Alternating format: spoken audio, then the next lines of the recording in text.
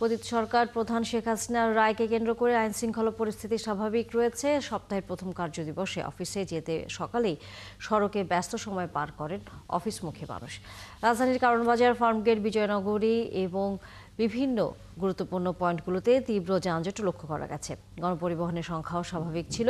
বিভিন্ন স্থানে পুলিশি তৎপরতা চলমান রয়েছে, যার ফলে স্বাভাবিক জনজীবন। সাধারণ মানুষ বলছে, ঢাকায় লকডাউন চলছে এমন বিষয়ে তাদের নজরে আসেনি। অন্যদিকে নগরকে নিরাপদ রাখায় আইন শৃঙ্খলা রক্ষা বাহিনীর সদস্যদের প্রতি কৃতজ্ঞতা জ্ঞাপন করেন অফিস এবং বিশ্ববিদ্যালয়গামী শিক্ষার্থীরা।